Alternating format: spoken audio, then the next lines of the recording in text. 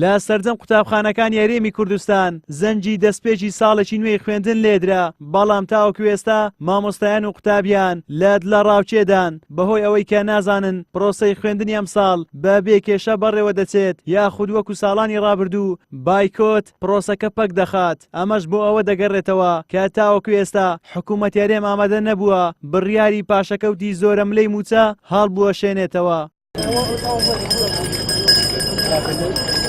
وەزیری پەروەردەی هەرێمیش دەڵێت ئەم ساڵ ئەگەرەکان لەسەر کەمبوونەوەی قەیرانی دارایی زیاترن و ئومێدیش دەکەین پاشەکەوتی موچە نەمێنێ بۆ ئەم ساڵی خوێندنیش وەزارەتی پەروەردە پشت بە وانەبێژ دەبەستێت و هیچ مامۆستایەکدا نامەزرێنن.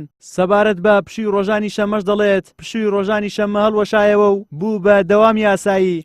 هەموو ئومێدەکان ئەوەیە کە ئەو ساڵ ئەو گرفتە داراییانە نەمێنێن بە نەمانی ئەو گرفتە داریانە کێشە و گرفتەکانی پەروەردەر بێگومان زۆر کەم دەبێتەوە. لەبەرەوەی دامەزراندن لە حکوومەتی هەرێمی کوردستان لەبەر قەیرانی دارایی وەستاوە بێگومان لە سەرەتای کابینەوە ئێمە نزیکەی 5,000 مامۆستامان بە گرێبەست دامەزران، بەڵام بۆ ئەو ساڵی خوێندن ئیحتیمال لەسەر وانەبێژ دەکەین بۆ ئەو شوێنانەی کە پێویستیان پێیە. ئێستا ئێمە پێویستمان بە نزیکەی 400 باڵەخانەی قوتابخانە هەیە، یعنی ئەگەر ئەو 300 تەواوبی هێشتا 100 تریشمان پێویستە. لەبەر قەیرانی دارایی ڕۆژی شەممە کرابشوو، بەڵام بۆ ئەو ساڵ ئەو بڕیارە جێبەجێ ناکرێتن ڕۆژانی شەممەش دەوام هەیە. ئەگەر ئەو بینایانە تەواو کران مشکلەی بینامان نەبوو دەوام درێژ کرایەوە بۆ دەوروبەری سەعات 2 بێگومان ئەو کات دەکرێت ڕۆژانی شەممەش بشوو بێت.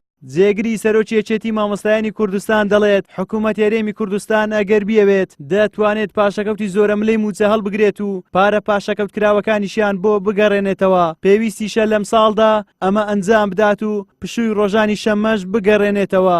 ئەمڕۆ حکوومەتی هەرێمی کوردستان ئیمکانێتێکی دارایی باشی هەیە بە حکمی ئەو بەرزبوونی نرخی نەوت، ڕۆیشتنی نەوتێکی زۆر یان بڵێن ڕێژەیەکی باش بەرچاو، هەروەها گەڕانەوەی پارەکە بە خێرا، وەرگرتنی پارە لە حکوومەتی عێراق، زۆربوونی غەرامات و باجەکان و کەمکردنەوەی خەرجیەکان ئەمە وای لێ کردە کە حکوومەتی هەرێمی کوردستان بڕەپارەیەک بەدەستی بێت و پارە لە کار عێراقش ڕۆدێت، یعنی واتە دەتوانێت پاشەکەوتی موچە چاکات و بەڵگە لەسەرەوە کە پارەی هەیە پرۆژەکانی ئیطلاق کردەوە کۆمەڵی قەرزی داهاتەوە. حکوومەت دەبێت دوو هەنگاو بنێت، یەکەم پاشەکەوتی موچەی مامۆستایان و فەرمانبەران نەمێنێت، دووش ئالێتێک دانا بۆ گەڕانەوەی ئەو پارە هەڵوشانەوەی پشووی ڕۆژی شەمە ئەوش کارگەری دەبێت لەسەر ساڵی خوێندنی ئیمساڵ لەبەرەوە سەرجەم مامۆستایان لەگەڵ بەرەوبەر و یاریدارەکانە لەگەڵ سەرپەرشتیارانە لەگەڵ ئەو بریارانە کە ڕۆژی شەمە پشوو بێت. بەشێک لە قوتابیانیش دەڵێن پێویستە حکوومەتی هەرێمی کوردستان داواکاریەکانی مامۆستایان جێبەجێ بکەن و پاشەکەوتی زۆرە ملەی موچە هەڵبوەشێنێتەوە بۆ ئەوەی مامۆستایان بەناچاری پەنا بۆ بایکۆتی پرۆسەی خوێندن نەبن کە لەمەدا قوتابیان زەرمەندی یەکەمن. منەکو قوتابیەکەوە 10 ساڵی خوێندنێدا بەشدار بووم، هیوادارم کە هەم داواکارەکان مامۆستا جێبەجێ بکرێت و بۆ ئێوەها پاشەکەوتیان نەمێنێ بۆی کا ئێمە قوتابی زەرمەند نەمێت و بەردەوام بی لە خوێندن. ئەمڕۆ یەکەم ڕۆژی دەستپێکردنی زەنجی قوتابخانەکان بوو، ئێمە بەشداریمان کرد لە قوتابخانەی شکۆدار. ساڵانی پێشوو ساڵێکی ناخۆش بوو بە خوێندن بە بۆنەی ئەوەی کە بایکۆت کرا و مامۆستایان دەستیان لە خوێندن هەڵگرت بوو.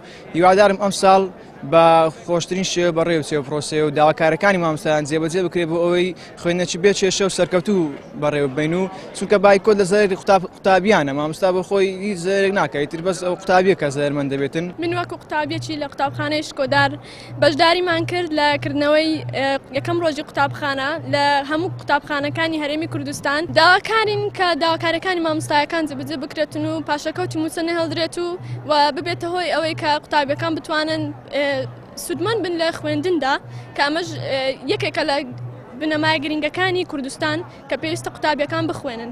لە سەرجەم پارێزگاکانی هەرێمی کوردستان بۆ ساڵی نوێی خوێندنی 2018-2019 زیاتر لە 1,700,000 قوتابی هەن، لەو ژمارەیەش 120,000یان نوێن.